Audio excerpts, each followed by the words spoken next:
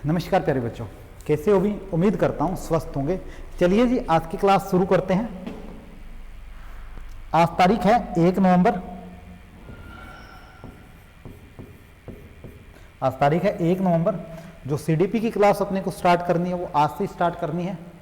तो हम बात करने वाले हैं आज अपने प्रीवियस ईयर क्वेश्चंस, जो सीडीपी में जितने भी क्वेश्चंस प्रीवियस ईयर आए हुए हैं उन क्वेश्चंस की। और जो आज हम डिस्कशन करने वाले हैं वो बेसिकली 2022 से शुरू करेंगे। 2022 फिर हम बात करेंगे 21 पे, फिर हम आएंगे 20 पर। 19 में 2 हुए थे, 18 में नहीं हुआ था। 19 में 2 हुए थे उन दोनों की, और उसके बाद में 2017 की। ठीक है, ये सीक्वेंस अपना चलेगा। पहले 2022, 21, 20, 19 में जो 2 हुए थे वो, और 17 का, ये हम सीक्वेंस लेकर चलेंगे। उसके बाद में हम लास्ट में डिस्कस करने वाले हैं 2023 का। 2023 का हम सबसे लास्ट में डिस्कशन करके चलेंगे। तब तक आप आइडिया लगा लो कि हाँ, लास्ट ईयर का क्वेश्चन पेपर कैसा आया था, या कितना मक्खन सा क्वेश्चन पेपर था जिसने आपने उसको क्लियर करने में कितनी बड़ी चूक कर दी थी। चलिए जी, आपके समक्ष आज का पहला क्वेश्चन आपकी स्क्रीन के ऊपर आ चुका है जी। बताइए जी, अभिप्रेरणा बात करने वाले हैं। एक मेरी प्रेरणा है, कौन? मोटिवेशंस, न कि कोई और है। अभी प्रेरणा क्लियर है जी। अभिप्रेरणा के बारे में मैं बात करूं तो अभिप्रेरणा को इंग्लिश में बोला जाता है जी मोटिवेशंस। मोटिवेशंस, ठीक है। इस मोटिवेशंस के बारे में बात करने वाले हैं कि मोटिवेशंस की शुरुआत किस व्यक्ति ने की थी और कब इस मोटिवेशंस की शुरुआत हुई थी, क्योंकि मोटिवेशंस भी अपने आप में एक अच्छा खासा क्वेश्चन बनता है। ठीक है, अब इस मोटिवेशंस की बात मैं करूं तो मोटिवेशंस की का जो सिद्धांत प्रतिपादित किया था वो किसने किया था? वो किया था मैसेलो नाम का एक व्यक्ति था। उस व्यक्ति ने इसके बारे में बताया था। और ये जो मोटिवेशन शब्द है ये बना किससे था? ये मोटम शब्द से बना था। ये मोटम शब्द से बन के चला था अपना मोटिवेशन शब्द। ठीक है, और मोटम शब्द का अर्थ क्या होता है? मोटम शब्द का अर्थ माना जाता है मोटर। मोटर जैसे चलती है तो उसे किसकी आवश्यकता होती है? एक इलेक्ट्रिसिटी की। उसी प्रकार कोई व्यक्ति चलता है तो उसे एक मोटिवेशन की आवश्यकता होती है। तो इसका जो अर्थ था वो था मोटम। अर्थ इसका था मोटम। इस पूरी प्रक्रिया से हमारा क्या बना? मोटिवेशन शब्द बना। ठीक है, और मोटिवेशन शब्द को अलग अलग व्यक्तियों ने डिस्क्राइब किया था। मोटिवेशन शब्द की जो शुरुआत में जो व्याख्या करके इसको अच्छे से एक्सप्लेन करने का श्रेय दिया जाता है मैसेलो को। जो इसको अच्छे से एक्सप्लेन करने का श्रेय मैसेलो को दिया जाता है। लेकिन इसके साथ साथ थॉमस नाम का एक व्यक्ति था। उस थॉमस नाम के व्यक्ति ने भी मोटिवेशंस के बारे में बताया था। और उस मोटिवेशंस को थॉमस ने क्या किया था? मोटिवेशन को एक वर्गीकरण में विभाजित किया। वर्गीकरण में विभाजित करने का श्रेय दिया जाता है।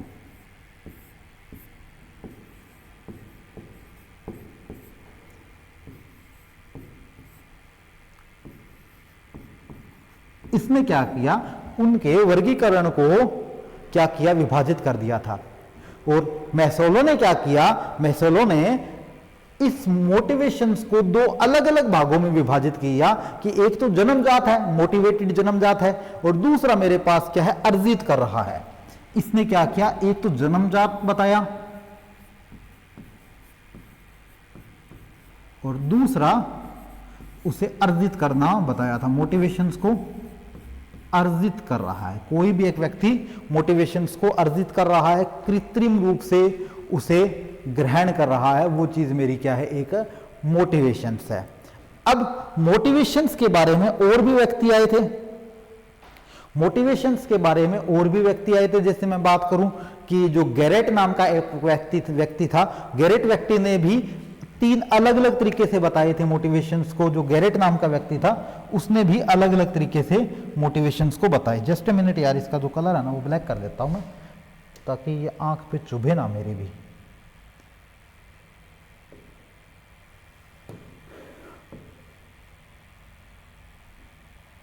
देखो गैरेट के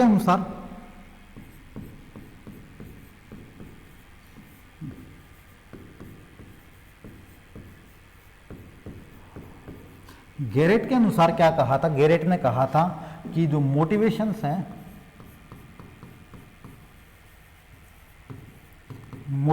हैं, वो किससे जुड़ा हुआ है? समाज से जुड़ा है, सामाजिक है। किससे जुड़ा हुआ है? समाज से है, तो वो क्या है? सामाजिक है। वो मेरा क्या बताया गया था, इसने सामाजिक बताने का काम किया था। समाज से जुड़ा हुआ सामाजिक है, तो मोटिवेशंस काम क्या करता है? मनोवैज्ञानिक करता है ना, मतलब मेंटली स्ट्रॉन्ग बनाता है,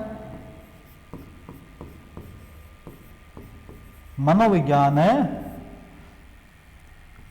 को स्ट्रॉन्ग करता है। तो इसने ये भी बताया था कि ये मनोविज्ञान को भी क्या करेगा? स्ट्रॉन्ग करेगा। जैविक है ये चीज और दैहिक भी है। जैविक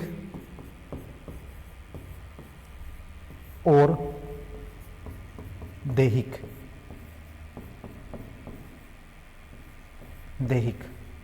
ये तीन अलग अलग तरीके से उसने क्या कहा था?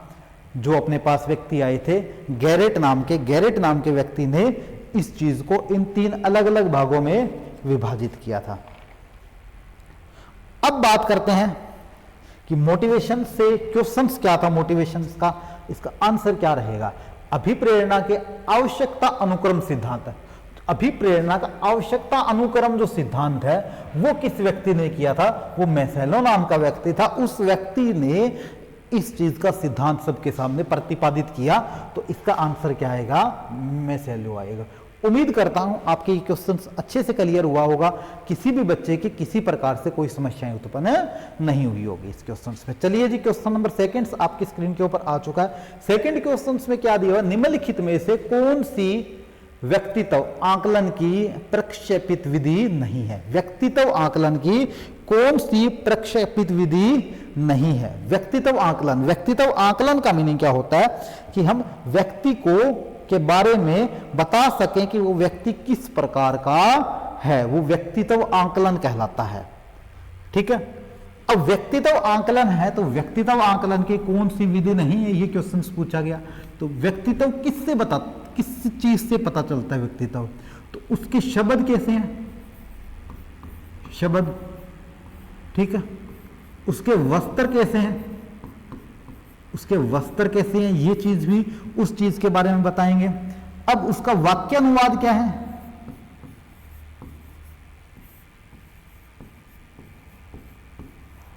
उसका वाक्य अनुवाद कैसा है? ठीक है, उसने किस प्रकार से बोला है? ठीक है, और उसने किन शब्दों का चयन किया है? शब्दों के चयन प्रक्रिया।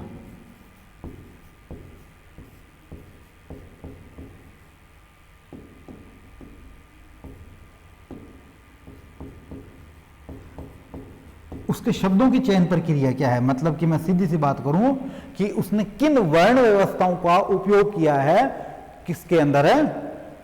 अपने व्यक्तित्व के अंदर कैसे कैसे शब्दों का उपयोग करके वो चला है उस अपने सेंटेंसेस के अंदर। तो वहां से हमें उस व्यक्ति के बारे में आकलन हो जाएगा।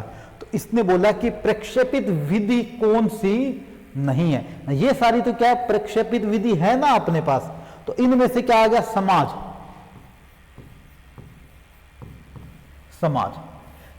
समाज उसको किस दृष्टि से देख रहा है? ठीक है, ये उसके हाथ में नहीं है। प्रक्षेपित विधि का मीनिंग होता है कि व्यक्ति अपने कर्म पर, अपने अनुसार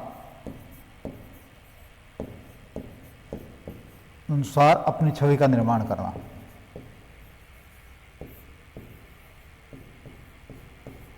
छवि का निर्माण, वो अपने अनुसार अपनी छवि का निर्माण कैसे कर रहा है, वो चीज मेरी कहलाती है प्रक्षेपित विधि।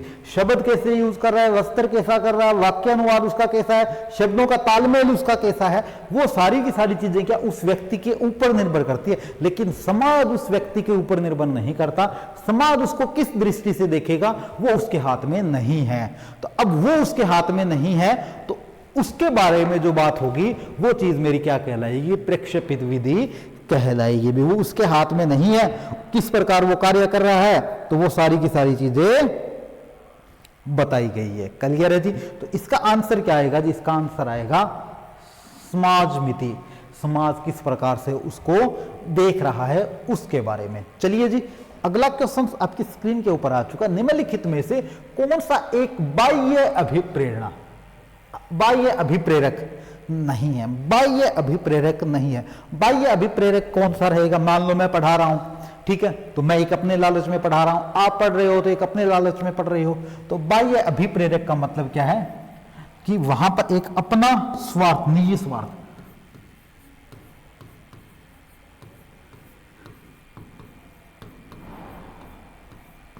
निजी स्वार्थ। बाह्य अभिप्रेरक का मीनिंग मेरे प्यारे बच्चे क्या कहलाता है, निजी स्वार्थ कहलाता है। जैसे निजी स्वार्थ का मैं एग्जांपल लूं तो एक वेतन है हमारा, मैं काम कर रहा हूं, मुझे मेरा वेतन मिल रहा है, दैट्स इट सफिशिएंट। ये चीज मैं बोल सकता हूं मेरा वेतन मिल रहा है, ठीक है। कोई मैं इनाम के लिए,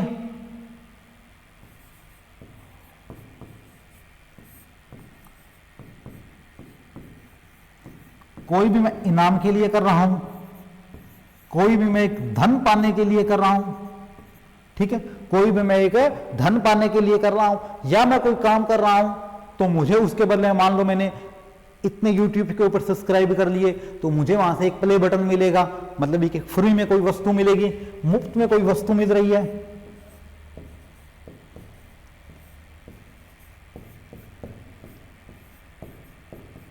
मुफ्त में कोई भी वस्तु मिल रही है, उस वस्तु के लिए भी मैं काम करूंगा। ये सारे के सारे मेरे के लिए क्या है, अभिप्रेरक है। लेकिन आत्मिक संतुष्टि के लिए तो काम नहीं करूंगा ना। मैं मान लो फ्री पढ़ा रहा हूं तो मैं आत्मिक संतुष्टि के लिए थोड़ी पढ़ा रहा हूं फ्री। आत्मिक संतुष्टि के लिए तो मैं पूरे दिन टीवी रूम में बैठ के टीवी देख लूंगा, लैपटॉप यूज कर लूंगा, फोन यूज कर लूंगा, वो मेरी क्या एक आत्मिक संतुष्टि है। तो आत्मिक संतुष्टि का एक अलग फंडा हो जाता है, ठीक है। वो एक मुझे पर्टिकुलर एक मोटिवेशंस का वर्क नहीं बनाता हूं, आत्म मोटिवेशंस का काम है नहीं करता, अभिप्रेरक का काम वो नहीं करता। तो यहां पर क्या आ जाएगा, आत्म संतुष्टि हेतु समाज सेवा, आत्म संतुष्टि हेतु समाज सेवा, इसका क्या आ जाएगा जी, राइट आंसर आ जाएगा। क्लियर है जी। बताइए क्वेश्चन नंबर 4 आपकी स्क्रीन के ऊपर आ चुका है।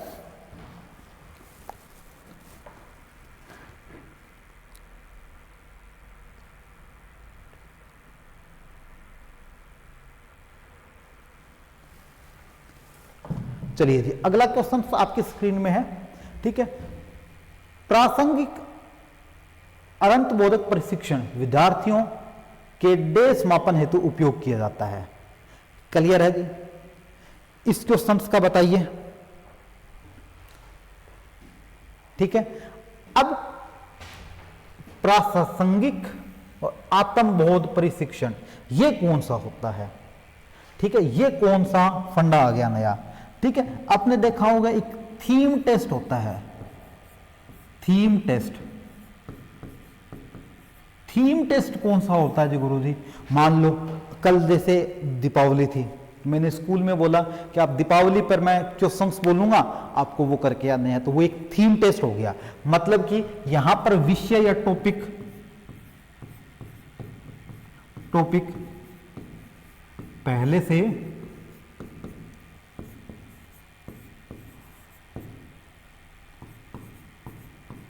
निर्धारित होते हैं, ठीक है। ये जो टेस्ट है ये किसके लिए हो सकता है, बच्चे के लिए भी हो सकता है, और आज के समय में प्राइवेट स्कूल इसको क्या कर रहे हैं, अभिभावक के लिए भी, अभिभावक के लिए भी कर रहे हैं। ये आज के टाइम में ये टेस्ट दोनों के लिए ही इंप्लीमेंट किए जा रहे हैं, कोई स्पेशल एक व्यक्ति के लिए ये नहीं किया जा रहा। तो ये चीज मेरी क्या कहलाएगी, प्रासंगिक जो अंतर्बोधक प्रशिक्षण है वो कहलाएगी। बहुत खूब भाई, आंसर सही आ रहे हैं प्रिया आपके।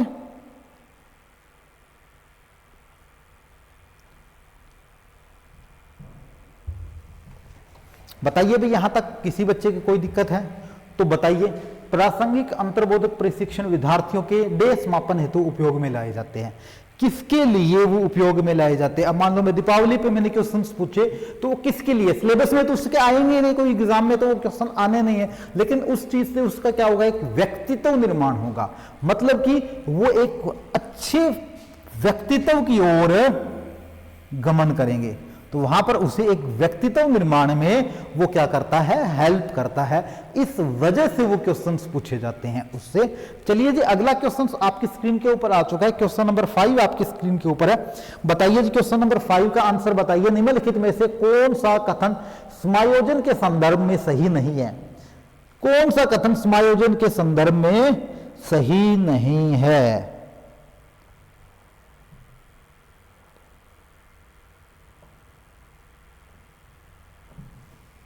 देखो जी, बात कर रहा हूं मैं इस समायोजन से।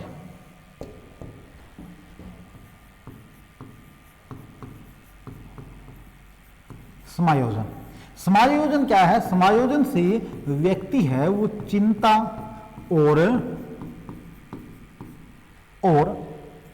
अपने मन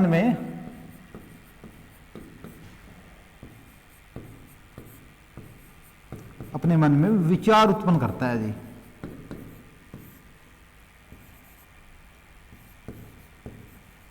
विचार उत्पन्न करता है, मतलब कि समायोजन से व्यक्ति अपने मन में विचार उत्पन्न करने लग जाता है। ठीक है, निम्नलिखित में से कौन सा कथन समायोजन के संदर्भ में सही नहीं है? ये एक असंतुलन उत्पन्न करता है। क्या यह एक असंतुलन उत्पन्न करेगा? बताओ जी, क्या यह एक असंतुलन उत्पन्न करेगा? यह परिस्थितियों की मांग के अनुसार जीवन के तरीके बदलता है। अब मान लो कोई चिंता उत्पन्न कर रहा है और अपने मन में विचार उत्पन्न कर रहा है, तो वो उस चीज का सॉल्यूशंस भी तो निकाल रहा है। मान लो पीछे 5 साल पहले पेंडेमिक सिचुएशंस थी, सबकी नौकरी चली गई थी, तो वो उस चीज से क्या हुए लोग, भाई हाँ कहीं ना कहीं सरवाइव करने से मेरे पास पैसे आ गए, तो मैं अपने जो डेली खर्चे हैं मैं वो उनको क्या कर लूं, चेंज कर लूं। तो मेरे पास वहां से बदलाव के तरीके उत्पन्न हो गए ना, बदलाव के तरीके तो वहां मेरे पास उत्पन्न हो गए। या वातावरण की परिस्थितियों में वांछनीय परिवर्तन लाने की क्षमता देता है, बिल्कुल देता है जी। पेंडेमिक सिचुएशंस का एग्जांपल है। ठीक है, वहां पर हम क्या किसकी ओर हो गए, ऑर्गेनिक फार्मिंग की ओर शिफ्टेड हो गए थे। ठीक है, जो एक बेल आती थी, मतलब सड़क के किनारे है गिलोय की बेल। ठीक है, गिलोय की बेल, पहले गिलोय की बेल को कोई नहीं जानता था, लेकिन गिलोय की बेल, अदरक, इन सारी चीजों को बहुत ज्यादा अपने काढ़े के रूप में उपयोग करने लगे। किसी को थोड़ा जुकाम भी हो रहा है, वो टैबलेट की ओर नहीं भाग रहे थे उस टाइम, वो इन बेसिक स्ट्रक्चर्स की ओर अपने आप को चेंज कर रहे थे, वातावरण की ओर वो भाग रहे थे। समायोजन के अभाव में व्यक्ति तनाव और चिंता से घिरा होता है। बिल्कुल, अगर अच्छे से समायोजन नहीं है तो वो वहां पर व्यक्ति तनाव और चिंता से घिरा रहेगा। बिल्कुल जी, ये बात भी सही है। तो ये एक असंतुलन उत्पन्न करने वाली जो स्थिति है वो यहां पर गलत साबित हो रही है। तो इसका मतलब इसका राइट आंसर क्या आएगा जी? ए इसका मेरे प्यारे बच्चे क्या आएगा? राइट आंसर आएगा। बताओ जी, यहां तक किसी भी बच्चे के कोई दिक्कत आ रही है तो? सही चल रही होगी क्लास, उम्मीद कर रहा हूं मैं। बताओ जी, बहुत खूब मेरे प्यारे बच्चे, बहुत कमेंट्स मैं कम ले रहा हूं भाई। ठीक है, कमेंट्स मैं कम ले रहा हूं। चलिए जी, क्वेश्चन नंबर 6, प्याजे चचा आ गए। प्याजे चचा के बारे में बताओ जी। प्याजे चचा की मैंने पूरी की पूरी एक वीडियो डाल रखी है यूट्यूब चैनल पर, वहां से आप देख सकते हो कि प्याजे ने क्या क्या बातें बोली। ठीक है, प्याजे ने कैसे किसी चीज के बारे में बोला गया था। प्याजे के अनुसार संज्ञात्मक विकास, चलिए जी प्याजे के बारे में डिस्कस करते हैं। प्याजे ने क्या सिद्धांत दिया था? संज्ञात्मक विकास का सिद्धांत दिया था।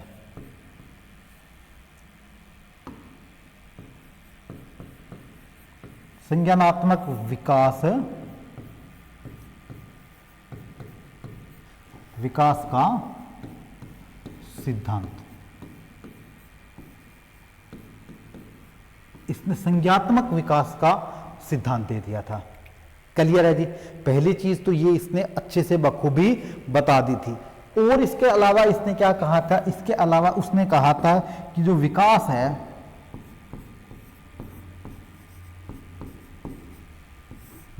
है, विकास कौन सा है? विकास मोदी की वो नाजायज औलाद है जो अब तक नहीं हुई इतने लंबे समय से। क्लियर है? तो विकास के बारे में बात करूं, विकास मृत्यु जन्म से जन्म से मृत्यु तक है, या इसको दूसरे शब्दों में भी बोल सकते हैं कि भ्रूण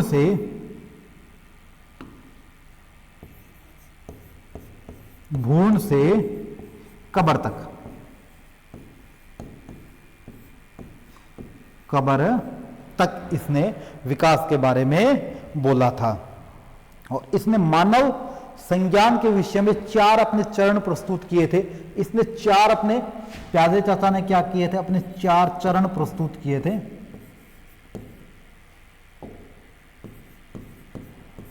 इसने अपने 4 चरण वहां पर प्रस्तुत किए थे। क्लियर है जी।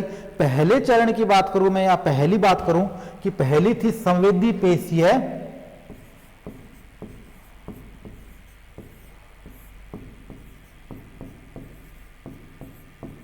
पहला चरण इसका क्या था जी, पहला चरण था इसका संवेदी पेशीय, जिसे सेंसरी मोटर स्टेज बोला गया था।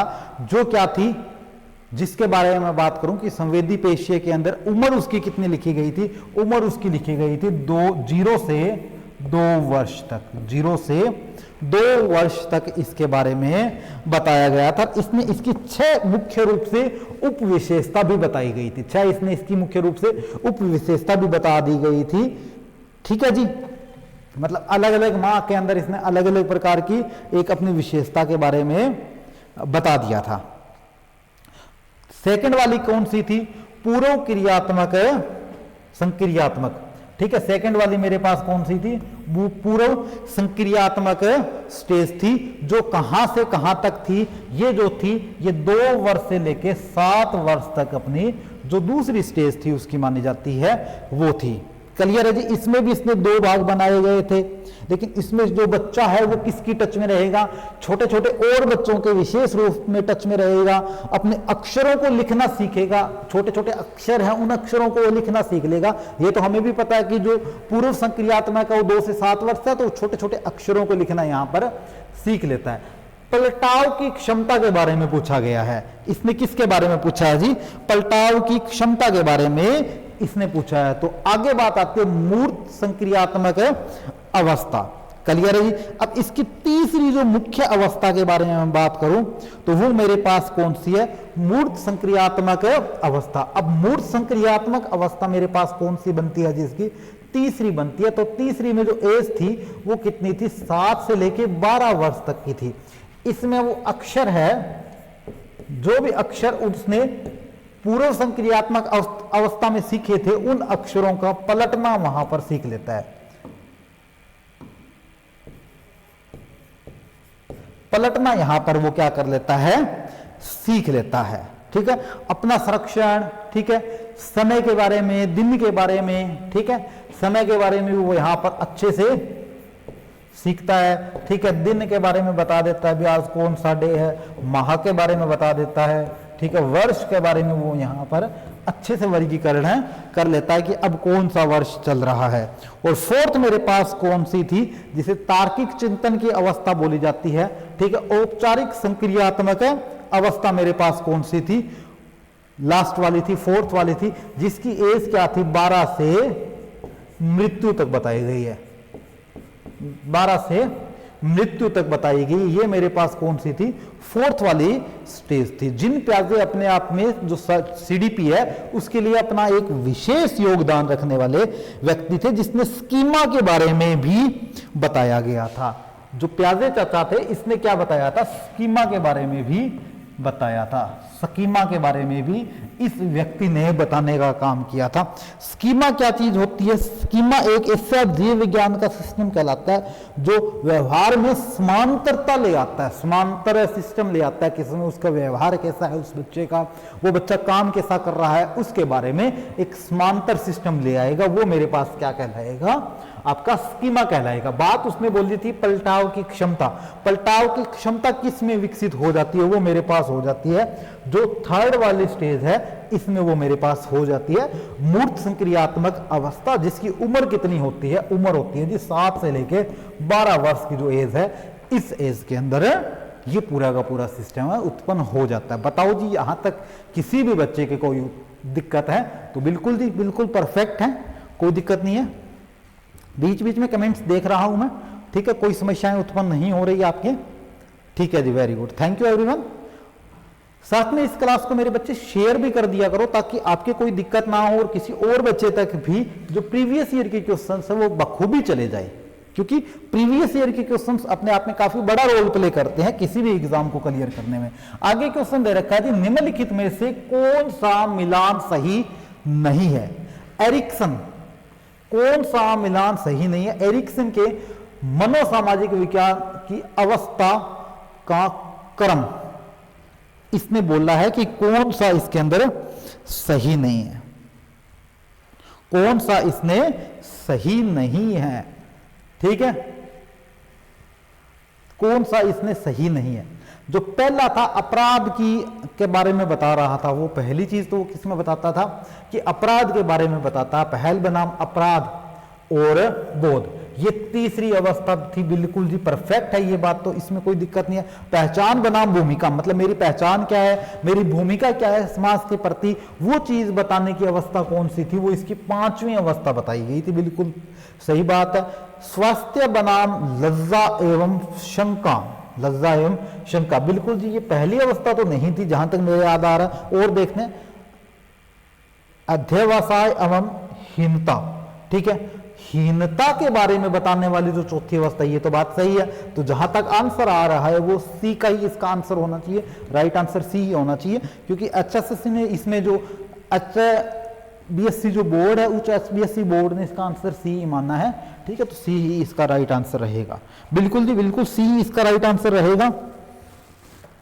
क्लियर है जी? बताओ जी, यहां तक किसी भी बच्चे के कोई प्रकार का कोई दिक्कत आ रहा है तो बताइए।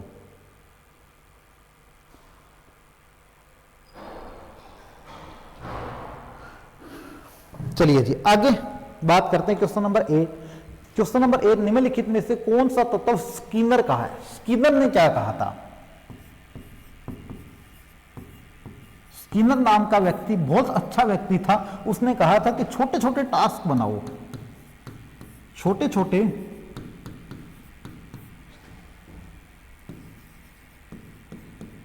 टास्क से अपने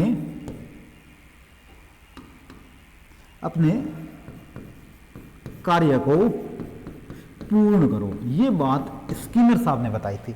यही चीज हम करते हैं कि कोई भी एक छोटा छोटा कार्य है, छोटे छोटे टुकड़ों में, छोटे छोटे पदों में विभाजित कर लेते हैं तो हम उस तक अच्छे से पहुंच जाते हैं। एक हमारे आगे मोटिवेशन आ जाता है कि छोटे छोटे काम किए तो हमने मान लो छोटा काम किया तो उससे क्या बड़े काम की ओर प्रेरित होते हैं।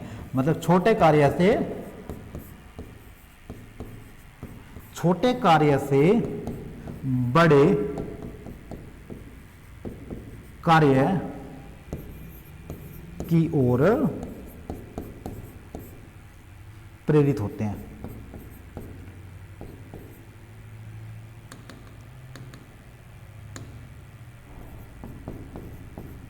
प्रेरित होते हैं, ये स्किनर बाबा ने बोला था। तो इसका आंसर क्या, निम्नलिखित में से कौन सा स्किनर कार्यात्मक प्रतिबद्धता सिद्धांत से संबंधित नहीं है? बात बोल दी है इसने, नहीं है। बहुत खूबसूरत क्वेश्चन दिया भाई, कौन सा नहीं है, ठीक है, कौन सा नहीं है? बिल्कुल जी बहिर्गमन, बिल्कुल बात ये बोली गई है। विभेदन तो नहीं था, ठीक है। स्वस्थ आपूर्ति, बिल्कुल जी ये बात तो सही थी। पुनर्बलन भी सही था, मतलब विभेदन वाली इसका आंसर है गलत है।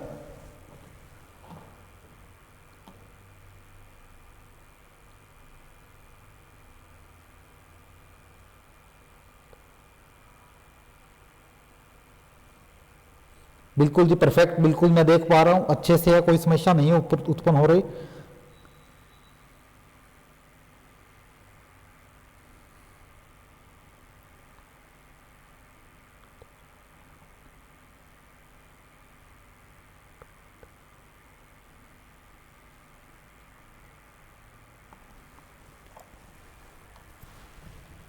चलिए अगला क्वेश्चन, निम्नलिखित में से कौन सा कथन अभिवृत्ति के संदर्भ में सही नहीं है? नहीं वाला भाई पढ़ना जरूरी है, नहीं वाला अगर नहीं पढ़ा तो मार्क्स नहीं आएंगे। नहीं वाला अगर आपने नहीं पढ़ा तो मार्क्स नहीं आएंगे। ये चीज सोचने वाली बात है कि आपको नहीं वाला पढ़ना जरूरी है। ठीक है, निम्नलिखित में से कौन सा अभिवृत्ति, ठीक है, से सही नहीं है? अभिवृत्ति में अभिप्रेरणात्मक, ठीक है, प्रभाव प्रभुत्वक विशेषता पाई जाती है। क्लियर है जी? इसके बाद अभिवृत्ति पूर्णतः सकारात्मक, सकारात्मक से पूर्णतः नकारात्मक की ओर होती है। अभिवृत्ति हमेशा ही सकारात्मक से नकारात्मक की ओर होती है। ये बात तो सही है जी, बिल्कुल परफेक्ट है। अभिवृत्ति में अभिप्रेरणात्मक विशेषता पाई जाती है, बिल्कुल परफेक्ट है। ठीक है, अभिवृत्ति में व्यक्ति का वस्तु संबंध पाया जाता है, बिल्कुल जी। अभिवृत्ति में कोई भी व्यक्ति है, ठीक है, वो किसी वस्तु की ओर आकर्षित होगा, किसी वस्तु की ओर आकर्षित होगा। ठीक है, वह आकर्षित होगा। अभिवृत्ति में वस्तु के संबंध में पाया जाता है, बिल्कुल सही बात है। अभिवृत्ति जन्मजात एवं अर्जित दोनों की जा नहीं जी, अभिवृत्ति कभी भी जन्मजात और अर्जित दोनों में नहीं आएगी। अभिवृत्ति कभी भी, अभिवृत्ति हमेशा ही जन्मजात के केस में पाई जाती है। अर्जित करना उसको आसान नहीं माना जाता। इस वजह से ये इसका आंसर क्या रहेगा? राइट रहेगा। अभिवृत्ति के बारे में ये सच नहीं है, तो इसका आंसर क्या आएगा जी? डी इसका क्या आएगा मेरे प्यारे बच्चे? इस क्वेश्चन का राइट आंसर आएगा। बताओ जी, किसी बच्चे के यहां तक कोई दिक्कत है तो?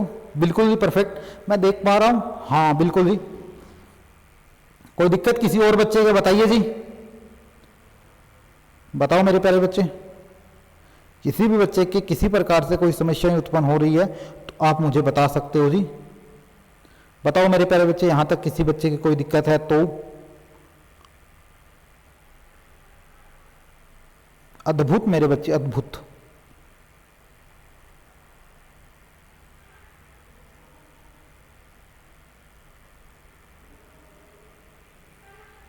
बहुत खूब, चलिए जी। निम्नलिखित में से कौन सा कथन बच्चों के विकास के बारे में सही है? यहां सही है बोला गया, नहीं है नहीं। ठीक है, विकास मात्रा आनुवांशिकता का एक उत्पादक है। विकास है, विकास, विकास मात्रात्मक, मात्रा और आनुवांशिकता पर, बिल्कुल जी। आनुवांशिकता है ना, आनुवांशिकता बायो वाला का एक बेसिक कॉन्सेप्ट है।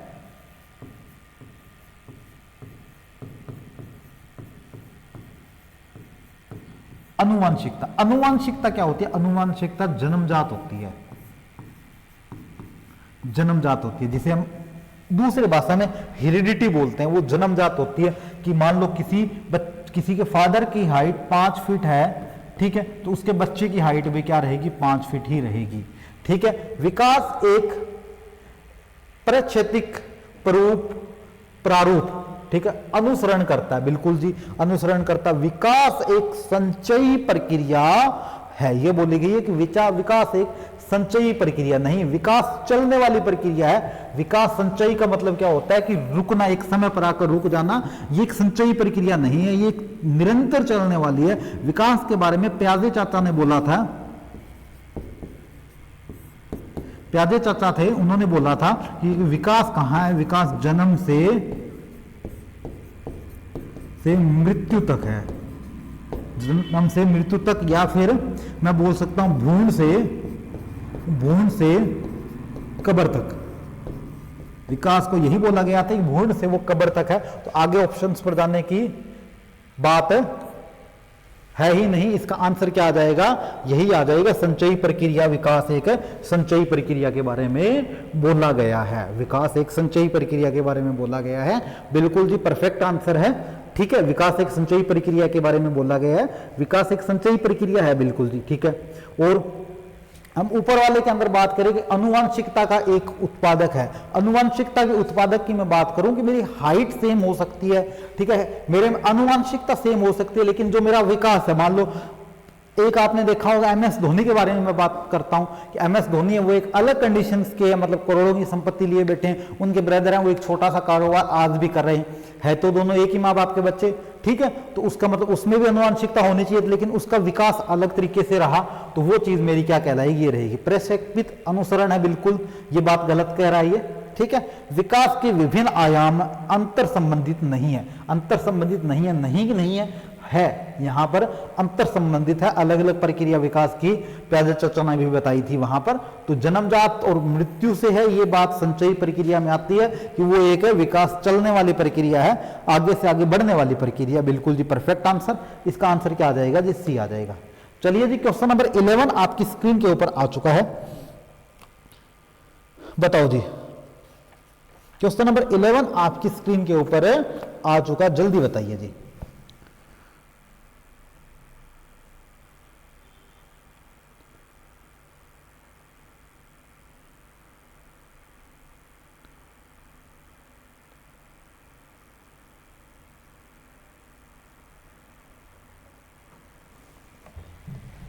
देखो जी, केटल का सांस्कृतिक मुक्त प्रशिक्षण का एक प्रकार है, सांस्कृतिक मुक्त प्रशिक्षण का एक प्रकार केटल का कौन सा है, ये बात बोली गई है।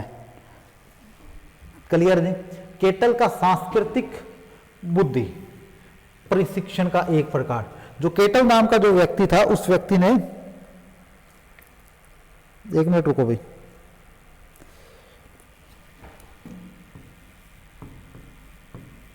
जो केटल नाम का व्यक्ति था उसने सांस्कृतिक बुद्धि के बारे में अपने विचार व्यक्त किए थे कि सांस्कृतिक बुद्धि किस प्रकार हो सकती है। उसने कुछ अपशब्द का उपयोग किया था,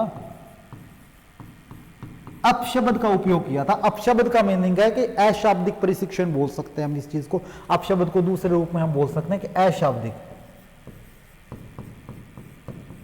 अशाब्दिक प्रशिक्षण भी हम इस चीज को बोलते हैं, वो चीज वहां पर ली थी। ठीक है, व्यक्तित्व शाब्दिक प्रशिक्षण नहीं था इसका, सामाजिक शाब्दिक प्रशिक्षण भी नहीं था, अशाब्दिक प्रशिक्षण ये चीज तो थी उसके बारे में। ठीक है, शाब्दिक एवं अशाब्दिक, शाब्दिक नहीं था अशाब्दिक था।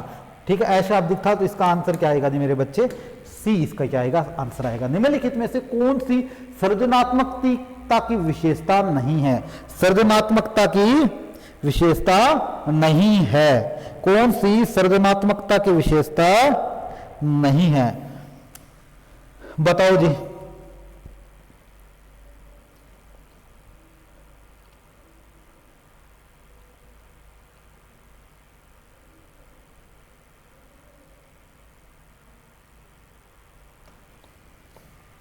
सृजनात्मकता, ठीक है, सृजनात्मकता के बारे में मैं बात करूं कि सृजनात्मकता मेरी होती क्या है या सृजनात्मकता मेरी है क्या, इसके बारे में मैं बात करूं। सृजनात्मकता के बारे में मैं बात करूं तो अच्छे शब्दों का चयन, अच्छे शब्दों का चयन प्रक्रिया, ठीक है, अच्छा आचरण,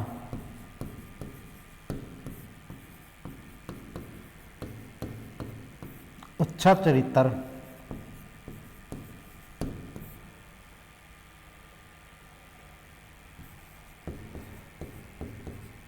अच्छा चरित्र भी वहां पर रहेगा, धारा प्रवाहित भी वहां पर रहेगी,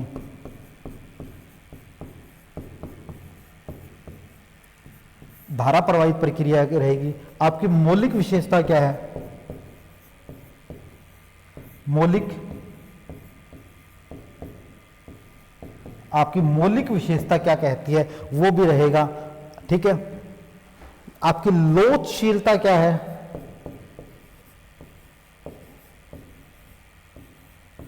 आपकी लोचशीलता क्या है वो रहेगी। सृजनात्मकता के अंदर इतने केस आएंगे, इनमें से देख लो, मौलिकता है, ठीक है, लोचशीलता भी है, ठीक है, अनियमितता नहीं है, मतलब इरेगुलरिटीज नहीं है, ठीक है, धारा प्रवाहित है, बिल्कुल जी, इसका आंसर क्या आएगा, इरेगुलरिटीज आएगा। ठीक है, 12 इसका क्या आएगा, 12 का हमारे पास आंसर क्या आएगा जी, सी आएगा। ये बात हम कर रहे हैं जी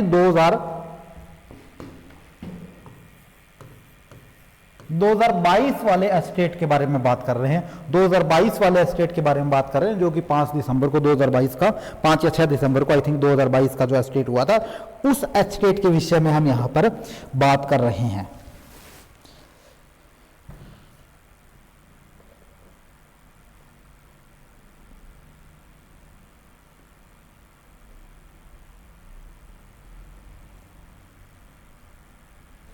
चलिए जी, क्वेश्चन आगे देखते हैं अपने पास। Very good. निम्नलिखित में से कौन सा कारक शारीरिक प्रशिक्षण प्रक्रिया को प्रभावित नहीं करता? कौन सा शारीरिक अधिगम शिक्षण प्रक्रिया को निम्नलिखित में से कौन सा कारक शिक्षण अधिगम प्रक्रिया को प्रभावित नहीं करता? अधिगम प्रशिक्षण प्रक्रिया को प्रभावित नहीं करता।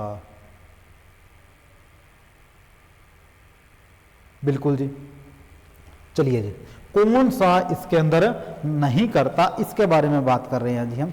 देखो, शिक्षक का कौशल प्रशिक्षण, शिक्षक का कौशल प्रशिक्षण, शिक्षक का कौशल कैसा है, वो कैसा काम कर रहा है, कैसे पढ़ा रहा है, मतलब उसका टीचिंग मेथड बोल सकते हैं।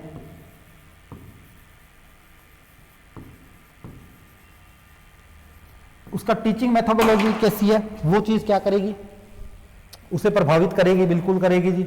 उसका मानसिक स्वास्थ्य क्या है, मेंटली वो कितना स्ट्रोंग है, मतलब कि वो अगर मानसिक रूप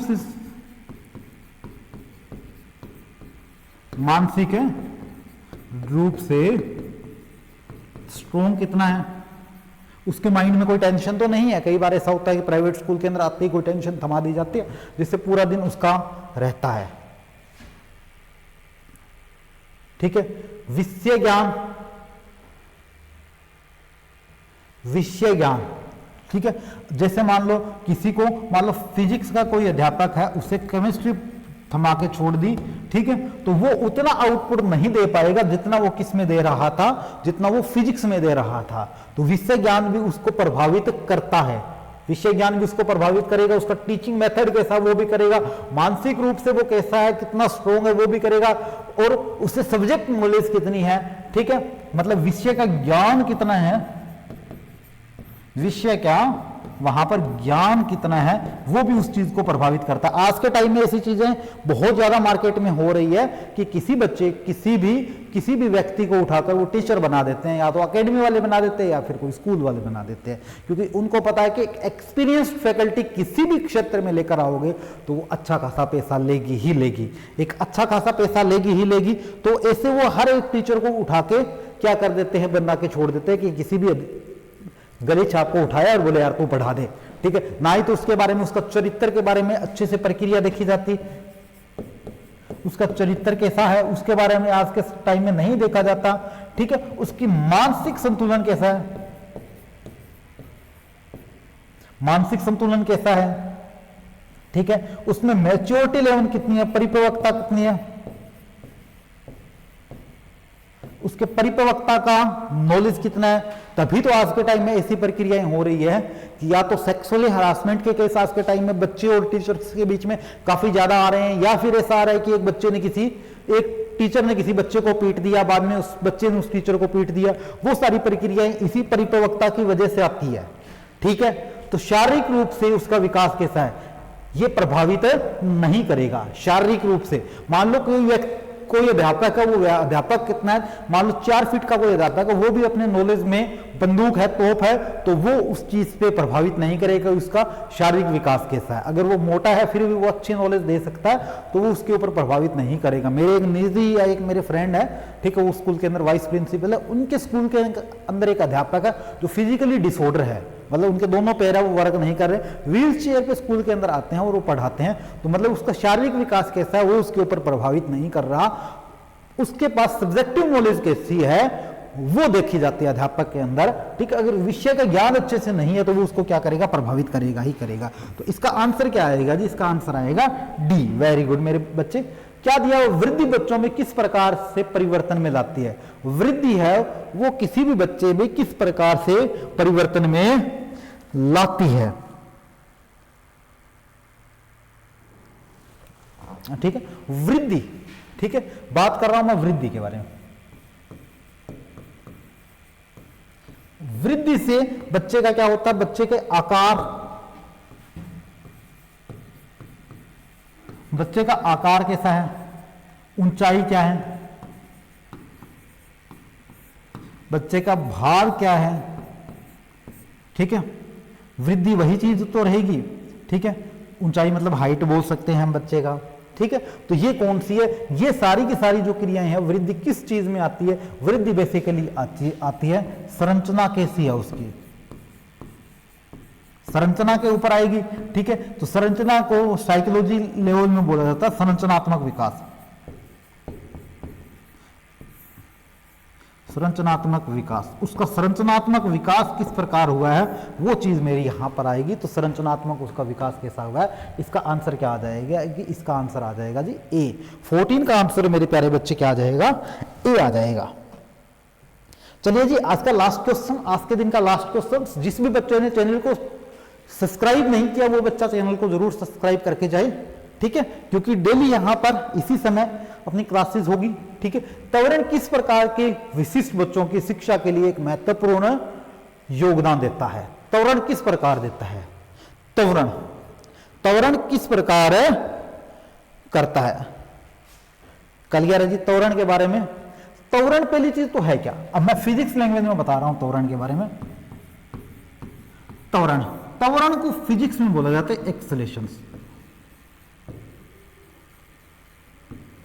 त्वरण को फिजिक्स में बोला जाता है एक्सेलेरेशंस। एक्सेलेरेशंस क्या चीज है, एक्सेलेरेशंस एक ऐसी प्रक्रिया है कि कोई ऑब्जेक्ट कितना धीरे चल रहा है लेकिन उसे मुझे एक्सेलेरेट करो तो वो भागने लग जाएगा। जैसे बाइक के अंदर मैंने रेस दिया, रेस देते ही बाइक भागने लग गया, तो वो उसका क्या किया, मैंने एक्सेलेरेट किया। एक्सेलेरेट का मीनिंग क्या होता है कि किसी चीज के ऊपर एक्स्ट्रा फोर्स देना। ठीक है, एक्सेलेरेशंस का फॉर्मूला बेसिकली होता है हमारे पास वेलोसिटी अपॉन में टाइम, वेलोसिटी अपॉन में टाइम। ये चीज होती है, कोई धीरे चल रही है तो उसकी गति ज्यादा कर देगा, मतलब कि कम को अधिक कर देता है गति के केस में। तो वैसे ही बच्चा कोई वीक चल रहा है तो उसको और ज्यादा स्पीड में लेकर आना है, तो मतलब कि जो एवरेज बच्चा है या मंदबुद्धि का बच्चा है, उस मंदबुद्धि के बच्चे को मैं और ज्यादा एक्स्ट्रा नॉलेजफुल बना दूं तो वो चीज मेरे रहेगा। तो इसका आंसर मेरे पास क्या रहेगा जी, डी रहेगा। इस चीज से मैं इसको रिलेट करके समझा रहा हूं, क्योंकि हम इसको दूसरे तरीके से रिलेट करके चलें, क्योंकि हम किसकी तैयारी कर रहे हैं, बेसिकली साइंस के केस में कर रहे हैं। तो मैं साइंस का टीचर हूं तो मैं साइंस के एग्जाम्पल दूंगा। हालांकि ये जो आज के जितने क्वेश्चन हमने किए ये स्पेसिफिकली साइंस के नहीं है, ये टेट का जो कॉमन पेपर आता है जिसमें सीडीपी 30 नंबर के आते हैं, उन 30 में से 15 क्वेश्चंस का सॉल्यूशंस मैंने आज करवाया है। 15 क्वेश्चंस का सॉल्यूशंस मेरा क्या रहेगा, कल रहेगा। 15 क्वेश्चंस हम डेली करके चलेंगे। उन 15 क्वेश्चन से हमारा क्या रह जाएगा, इतना काम है अच्छे से बखूबी हो जाएगा। ठीक है जी, और बताओ जी किसी बच्चे के कोई दिक्कत है तो।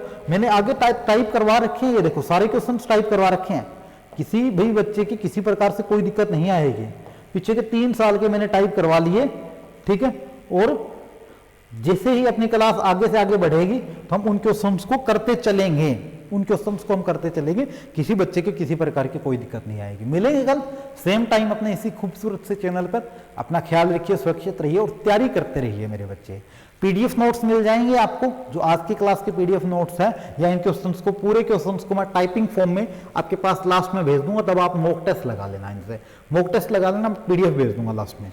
डेली हम नहीं भेजेंगे, मैं डिस्क्रिप्शन में लिंक दे दूंगा एक इसमें आपका ग्रुप का, व्हाट्सएप ग्रुप का, उसके अंदर आपके ये नोट्स मिल जाएंगे। लास्ट में जब ये क्लास खत्म हो जाएगी उसमें, तो आपने लास्ट में मॉक टेस्ट लगा लेना प्रीवियस ईयर क्वेश्चंस के।